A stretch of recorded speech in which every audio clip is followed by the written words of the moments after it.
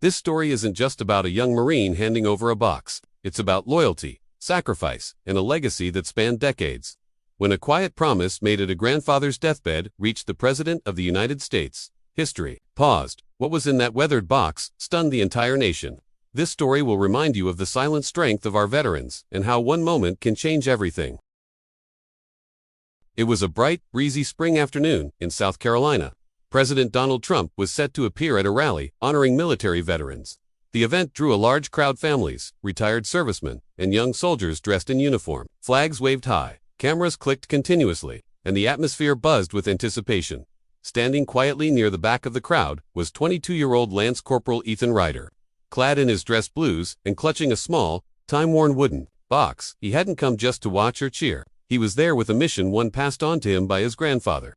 Only days before the old man's final breath, the box he carried contained more than keepsakes. It held history, emotion, and a sacred promise. As President Trump took the stage, greeted by patriotic cheers and music, Ethan's heart pounded. His grip on the box tightened. He wasn't someone who liked attention. But today wasn't about him. It was about the man who raised him, a man of quiet honor, who whispered his last wish into Ethan's ear with fading strength. Ethan remembered that moment vividly. His grandfather, Master Sergeant Harold Ryder, a Vietnam War veteran, was not one to speak of his time in the service. But in the final year of his life, he began opening up. His stories weren't of violence or bloodshed, but of brotherhood, bravery, and sacrifice. A week before he died, he'd called Ethan to his side. Placing the box in his lap, he said, "This belongs in the right hands. I never had the chance, but maybe you will." "What's inside?" Ethan had asked. "Something I should have given the president a long time ago." "Why me?" "Because you're a Marine, and I trust you." That memory echoed in Ethan's mind as he moved slowly through the crowd. He still didn't know what was so significant about the box. He never opened it. His grandfather's command was clear: deliver it, nothing more. The box itself was modest, small, with old hinges and a fading scent of cedar and cigars. It reminded Ethan of his grandfather's study. Now, the weight of the box felt heavier with each step toward the stage, where the president spoke about patriotism, unity, and the sacrifices made by those in uniform. Ethan edged closer, just 20 feet away from the podium. The Secret Service stood alert, scanning faces. One wrong move, and this could go horribly wrong. But he remembered what his grandfather had said: do it with respect. Don't interrupt unless you have to. He took a deep breath and stepped forward. A security officer spotted him. Their eyes met. Ethan raised the box, not in aggression, but with calm purpose. The agent approached him quickly, placing a hand on his radio. "Sir, step back. I'm not here to cause trouble," Ethan said firmly. "I need to give this to the president. It's from my grandfather, Master Sergeant Harold Ryder, Vietnam veteran." "Now's not the time," the agent whispered, urging him to back down. But then something shifted. From the stage, President Trump noticed the disturbance and addressed it. "What's happening down there?" he asked into the mic. Ethan looked up. "Mr. President," he called out. His voice didn't waver. "I was asked to give you this. Please." The crowd fell silent. Cameras stopped clicking. All eyes turned to the young Marine holding a mysterious box. Trump looked intrigued. "Let him up," he instructed his security. Gasps rippled through the audience. Ethan was escorted onto the stage. No one knew what he was about to reveal. He reached the podium, stood tall, and offered a crisp salute. The president returned it. "What's your name, son?" Trump asked. "Lance Corporal Ethan Ryder, sir." Trump glanced at the box. "What's in there?" Ethan extended it with both hands. "My grandfather passed last week. Before he did, he asked me to give this to you. He said it was long overdue." Carefully, Trump accepted the box. He ran his fingers over the aged wood and opened it. Inside were 3 items: a Silver Star medal, a weathered letter, and an old black and white photo of 2 young soldiers, with arms around each other, one of them clearly Harold Ryder, the other, a young Donald Trump. Trump stared at the photo for a long time, eyes wide with shock. "He kept it," he whispered, turning to Ethan. He said, in a low voice, "Your grandfather saved my life." The audience was stunned. Trump explained. "In 1968, before I ever entered politics or business, I spent a summer volunteering in a medical unit in Saigon. I wasn't a soldier, but I saw things that changed me. During a surprise shelling near the Cambodian border, I got lost and injured. A soldier dragged me to safety, held my hand until help arrived." He held up the photo. "That man was your grandfather." Ethan's eyes welled up. "He never told me that part." Trump nodded. He didn't want credit. "But I never forgot his name." He lifted the Silver Star. "Why do I have this?" he asked. Ethan's voice trembled. "He said he didn't earn it alone. That the real hero never got a medal. That man was you." The crowd was silent. Even the breeze stilled. Trump looked overwhelmed. His confident posture softened. I've spoken in front of world leaders, but I've never been left speechless until now. He turned to Ethan. Would you say a few words? Ethan hadn't prepared to speak, but he stepped forward. My grandfather never bragged. He never told me he saved anyone important. He just said, a Marine fights for the man next to him, even if that man never remembers his name. A veteran in the crowd shouted, Semper Fi. The audience echoed, Semper Fi.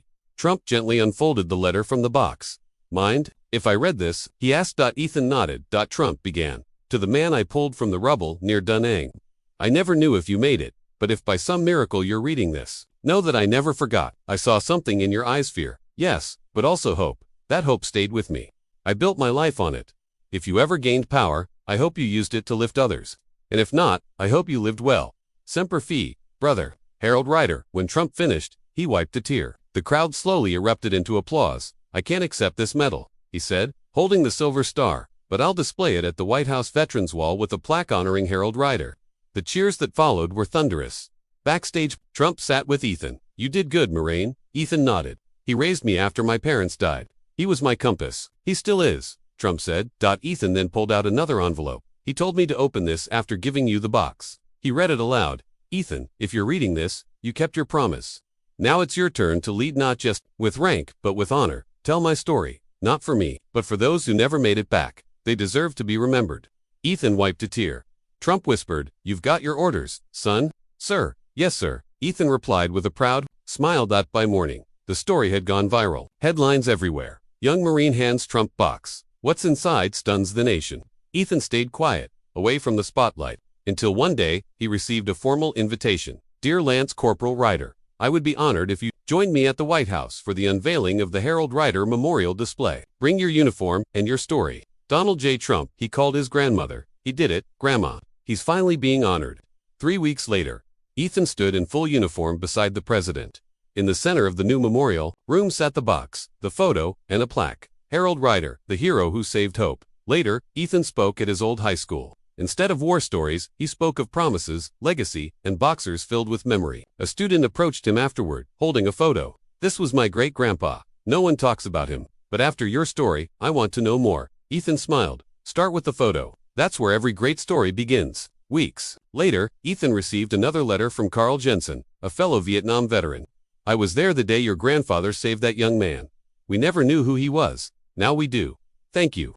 Carl also mentioned something ADA second medal. Ethan searched his grandfather's belongings. Hidden in the lining of an old Marine coat was a velvet case. Inside, a bronze star and a note, for the one I couldn't find. If you ever do give it to him. Ethan arranged another meeting. He handed the case to Trump.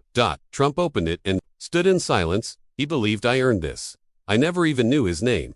Trump placed the medal next to the memorial display. No one earns a medal alone, he said. Today, I accept this for every man who was saved and never got to say thank you. 6 months later, with Trump's support, Ethan launched the Legacy Box project at National Archive, collecting veterans' letters, photos, and medals to preserve their stories. Thousands participated. Years later, Ethan, now a decorated veteran, himself, sat by the fireplace writing a memoir. He opened one final letter in his grandfather's handwriting. Ethan, if you're reading this, you used your strength not to fight, but to heal. I was just a man. But you made me a symbol. Thank you for being my legacy.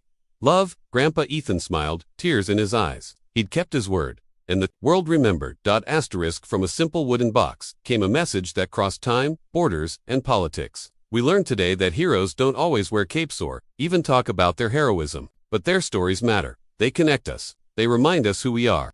If you had been in Ethan's shoes, would you have kept that promise? Let us know in the comments, and don't forget to like and subscribe for more powerful, untold stories.